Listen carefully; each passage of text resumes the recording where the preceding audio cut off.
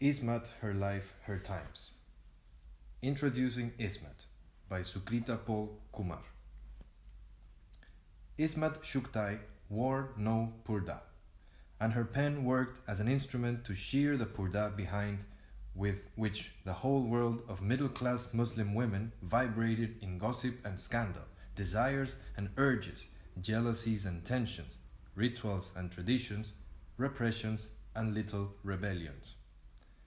The Begatumi Zuban, the distinctive language of the ladies of the house, excelling in its proverbial idiom, metaphor, and lazy diction, found place in Urdu fiction for the first time through Ismat's writing. Ismat used her own lived experience, her own language and characters from her own family to fearlessly unravel a world behind the veil, so far totally silent and absent in Urdu fiction, dominated as it was by male writers. She did it with the energy and dynamism of a crusader. There is an easy intertextuality evidenced in Ismat's stories. Her autobiography, Gazagazai Hai Parahan, her novels Teri Lakir, Ek Katra E Kun, and Dil Ki Duniya. There is virtually no distinction between the actual life experience of Ismat Chuktai and the fiction she created. The members of her family, the servants of her household, her friends, became the characters of her stories, sometimes with the same names. The episodes and relationships that she went through became the content of her fiction and the society in which she lived, the context. At times, the same episodes are narrated in her autobiography, her novels, and then her short stories. Ismat's acerbic wit, her linguistic prowess, and her smart sense of humor combine to make her writings racy and extremely readable. Ismat's real life gets carried into her fiction just as easily as fiction slips into the text of her life. That is why some of what she states in her autobiography, her critics maintain, does not corroborate with the facts of her life. But I believe what is important is how she perceives the fact of her life, however imaginary it may be. After all, truth is what is realized, not what may get projected superficially as action. And imagination too is founded in some truth. Ismat's person, her life and her fiction merge into one another. To know one of them inevitably means having to know the other as well. How much of Shaman is Ismat herself? This is an intriguing question. Shaman's childhood, fantasies, and urges, described in the novel Teri Lakir, available in English translation under the title The Crooked Line, are strongly reminiscent of Ismat's own childhood, and interestingly, here itself germinates several other stories of Ismat. Those who read Ismat's fiction in English have not so far had access to Ismat's autobiographical writings in English. This book contains some chapters from Kagazi Hai Pairanan, Ismat's autobiography. In the Name of Those Married Women is one of the chapters translated and included in this book. It narrates the story of the court case against Ismat regarding her story Lihaf. Quote, "It became the proverbial stick to beat me with, and whatever I wrote afterwards got crushed under this weight," she writes. Talking about the letters she received in reaction to this story, she describes in her characteristic style how she read envelopes that contained snakes, scorpions, and dragons. To write about the case and the reaction seems to have been therapy for her. In the introduction of The Crooked Line, Tahira Naqvi draws a parallel between Ismat Chuktai and Simone de Beauvoir, and shows how in Chuktai's fiction there are fictionalized prefigurations of Beauvoir's description and analysis of childhood, placating, and fantasy. In fact, Chuktai's work also reveals how in writing about herself, Ismat churned out from her memory such incidents and fixations which actually shaped Ismat's consciousness. Her sense of self evolved as she confronted the reality of some significant incidents from the, quote, formative years of her life.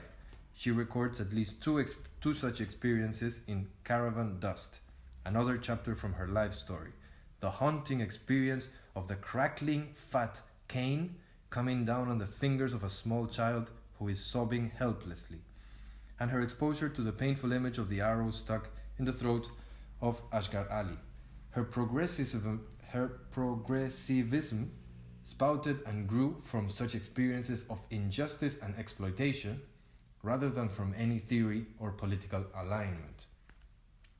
While Rajinder Singh Bedi, Ali Sardar, Jafri, Khawaja Ahmad Abbas, and others discussed the ideology of progressive writing as much as creatively worked progressivism into their writings, Ismat Shuktai did not consciously have to formulate any theory. Whatever she wrote was filtered through her progressive convictions. In her reportage entitled From Bombay to Bhopal, she writes, "Pruning the leaves and branches of trees is sheer folly when it is the roots that require a change. Only when the roots change will the leaves and branches emerge." This is when she goes to attend Progressive Writers' Conference at Bhopal in 1949. Ismat's article, Pom Pom Darling, is an example of her hypersensitive progressive's reaction to a modernist. In this case, the rising star of the Urdu literary world, Qurrat Alain Haider. Ismat rants against the rich upper class rather than offering critical insights about the literary output of Qurrat Alain Haider. In her article, creatively rather than chaotically, she spills images of superficial people going round and round in a merry-go-round, creating a world of fossilized characters and a spectre of nothingness. Ismat makes a scathing attack on the modernists, slashing her tongue and exploiting her linguistic skills. This outburst is, however, no serious critique of Qurrat Alain Haider. It sounds more like an eccentric and emotional reaction. Much later, after Ismat died, Qurrat Alain Haider wrote a piece, Lady Chengiz Khan, on Ismat and said, "In the battlefield of Urdu literature, Ismat was a Shuktai, an equestrian and an archer who never missed the mark. Pom Pom Darling demonstrates this very spirit." Respecting Ismat's own self-consciousness about her Shuktai lineage, and on the paternal side of the Chishti and Usmani on the maternal, this volume includes Ismat's genealogy. Whether in his stories Bakcho Pupi, Mughal Bakcha, or in her autobiography Kagazi Hai Parahaim, or then in her interview with Yunus Agaskar, Ismat Shuktai repeatedly mentions the role of the Shaktai and the Usmani blood in the making of her personality, as well as in the shaping of her sensibility. Ismat's brother, Azim Beg Shaktai, as well was a well-known writer, a satirist of repute, and Ismat's earlier education was under his care. He made her take up translation exercises and got her to read a lot of fiction like Hardy and the Russian writers. Azim Beg Shaktai played a significant role in arousing Ismat's sensibilities as a writer. She shared a love-hate relationship with him. There is an uncompromising and fierce honesty reflected in Destined for Hell, Ismat's very unconventional piece written on the death of her brother, Azim Beg Shaktai. Manto was so taken by it, but that he told his sister he would be willing to die if she would write something like that, like what Ismat had written after the death of her brother. The Urdu critic Bakar Mehdi regards it as the masterly conflation of the vitriolic and the affectionate. It was with the same courage and dispassionate creativity that Ismat unraveled the scenes of the inner courtyard of Muslim households. She entered the psyche of the ayahs and servants, the old and young women of the house, and with her keen and perceptive of her observations, wrote story after story. Her fiction brings alive a whole culture through her sensitive and progressive gender awareness. With Dr. Rashid Jehan of Angare fame as her model, Ismat emerged on the literary scene with a bold spirit undaunted in carving the way for other women writers like Kurata Line Haider, Jelani Bano, and Fakanda Lodi. Ismat's research meant eavesdropping on the conversation of older women while hiding under the bed as a child, or interacting with Shekani Bois and other servants, and gathering stories from real life situations. The critic Fusalai Jafarei describes Ismat's art as photography, not painting, precisely because of the authentic reproduction of domestic truths seen in Ismat's fiction. Ironically, the shock that jolts the reader of Ismat's story is identified rightly by Varis Alavi as the shock of recognition and identity. Confrontation with what one takes for granted can indeed disturb one. The present volume also presents Ismat's Chuktai from within the context of the critical reception accorded to her from the 1940s to the 1990s in Urdu. While not many critics wrote on her, a lot of creative writers responded to her works. Some of the responses are included in this book. Well-known Urdu writers Patrus Bukhasi, Faziz Ahmed Faiz, Manto, Krishan Kander, Kurutlain Haider, and others wrote in their own inimitable styles. They used no critical jargon, nor did they conform to any critical norms. They responded to the person and the fiction of Ismat Shuktai with a studied spontaneity and felt compelled to attend to the candor and energy of her prose. Critics such as Mohammad Hassan Askari, Wasir Aha, Varis Alavi, Sadique, and others insightfully explore Ismat's fiction and help the reader assess Ismat's Shuktai from within the tradition of Urdu fiction. While it is meaningful enough to read Ismat's work even in isolation, it is more useful and wholesome to understand her from within the framework of Urdu literature and culture. To critically examine Ismat in English, with an access to the criticism on her in Urdu, will lead to a more comprehensive understanding of Ismat Shuktai and her world. It is hoped that the knowledge of critical responses to Ismat from her own culture is likely to evolve authentic, more perceptive, and profound critiques of her own fiction in English. Questioning gender inequalities throughout her life, she accords the women of her stories either the same posture of defiance, or she lays the bare oppressive hypocrisy and pretensions of her society in its treatment of women. Her stories expose manipulations and strategies employed by women for power in a family, or they show how women may oppress other women, or else they showcase women who boldly decide to become rebels. In a letter written to the eminent Urdu writer Ram Lal, Ismat Shuktai discusses Radha's love for Krishna and the unconventional role of women as the lover with the man as the beloved. Ismat's admiration for Radha, rebellious and reckless love, defines Ismat's feminist concern for the freedom of women in the expression of love. Similarly, in her letters to Jilano Bano, another well-known writer in Urdu, Ismat addresses herself to Anwar Muazzam, Bano's husband, who is also a professor of Islamic studies, seeking clarifications about women and the practice of talaq, divorce, in Islam. Letter writing was one of Ismat's passions. Veering between the personal and the impersonal, the act of letter writing reveals yet another dimension of one's consciousness. Ismat has declared, "While writing, I imagined that my readers were sitting before me. I was talking to them, like storytellers in the oral tradition narrating stories to my audience. The audience is a crowd." A letter, however, is generally written to a specific person, a fact that immediately determines the tone, the content, and the language of the letter. Also, there is in it a larger measure of freedom of expression. The awareness that it is not being written to be published immediately frees it from its public posture, lends it an intimacy, and at times brings out some deeply felt convictions, experiences, and emotions seeking to be shared by somebody known. Ismat's letters in this volume gives us a feel of this very spirit. Whatever the letter or dimension of her consciousness, what this volume clearly demonstrates is that Ismat Shuktai intense desire to salvage the dignity of a woman as a human being. Ismat's forthright idea and her fearless and dynamic mind combined to produce a large body of fiction which corroborated with her own style of living.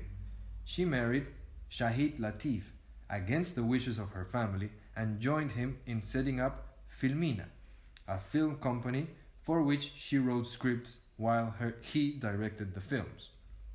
Many of the films flopped. Through films like Sonoe Ki Shidia and Zidi made their marks. Though Garam Hawa later, the film that made by M.S. Satyu with the story by Ismat, won a lot of accolade. The story of the film actually knit together 2 or 3 of Ismat's stories in the backdrop of the partition of the country. The compulsive desire to share all her experiences with someone made Ismat write a lot of letters. Scanning through some of them, preserved by Ashish Shawnee, her grandson, I came across several letters about her experiences in Lucknow, where the shooting of Shyam Benegal's film Junon was going on, the film in which Ismat played a small role.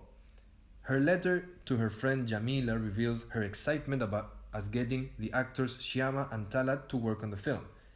I also read one of the letters written towards the end of her life to Saira Bano, the Hindi film actress. Some of these letters, Ashish Shahani tells me, are amongst a larger number of unposted letters by Ismat. The writing in itself has become the end of her. She reprimands Saira Bano, directs her to manage her own life and not allow her emotional life to become dependent on her husband. Once again, Ismat's concerned for the essential dignity of the woman.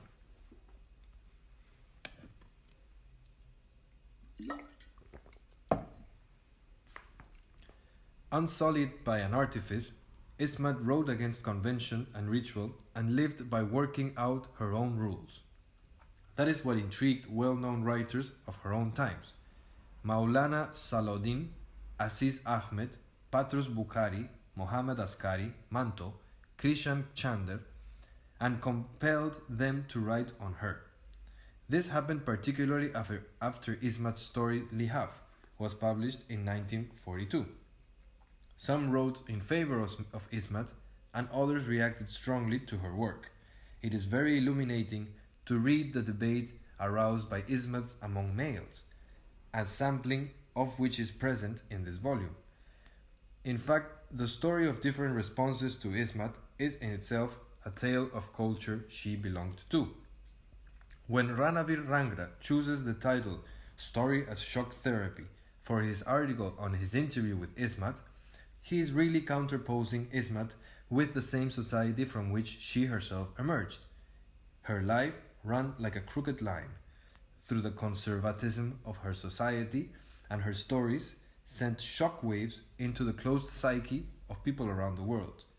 This volume also carries her informal chat with Padam Shakdev, the Dogri writer and a confidant of Ismat's.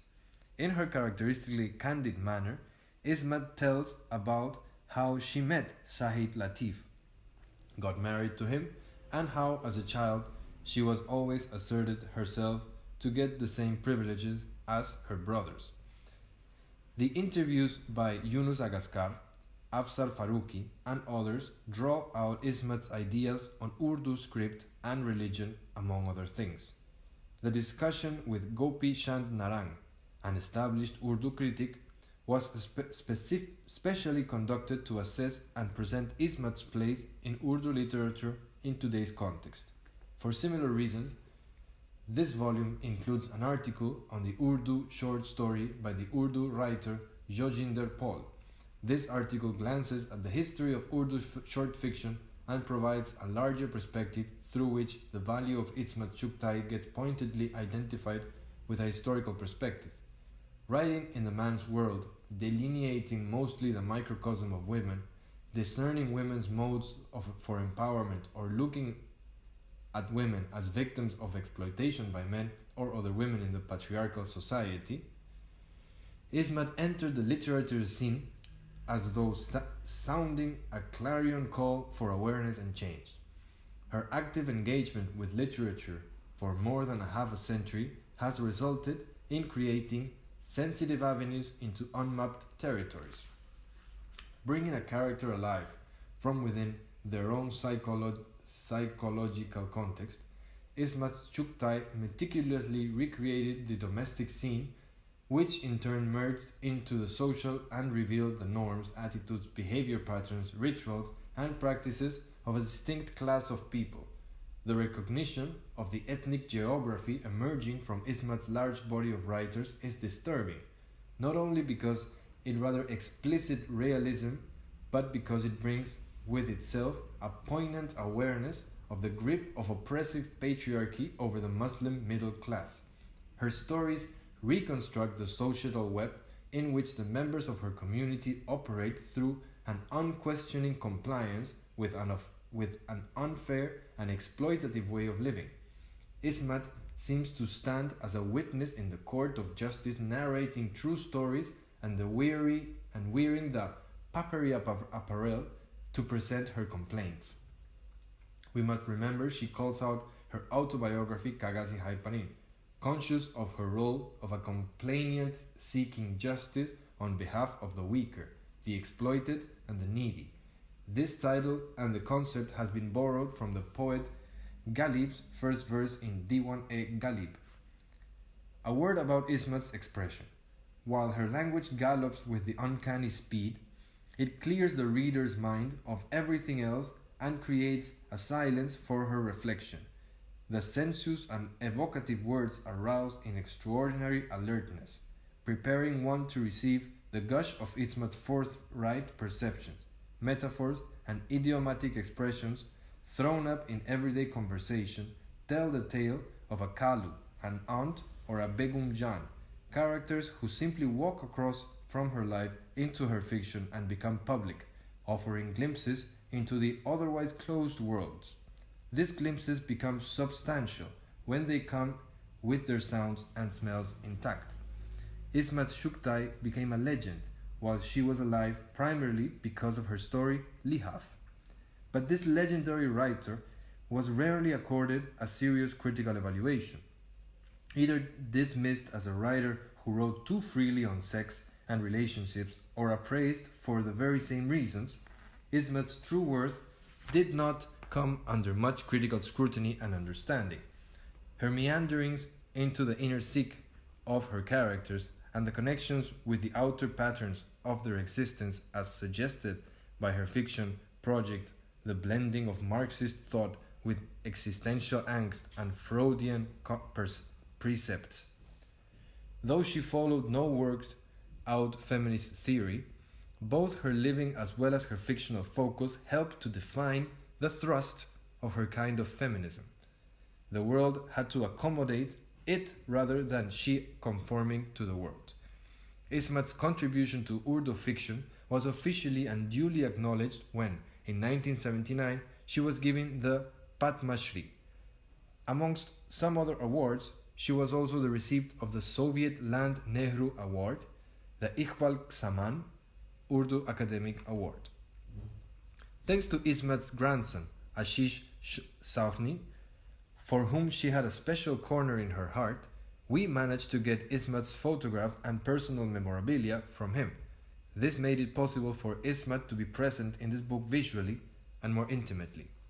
Since the reader in English has access to Ismat's fiction only in translation, and the process of translation inevitably entails a vital loss of the original cultural content, this volume will somewhat compensate the loss by providing critical inroads to Ismat's world.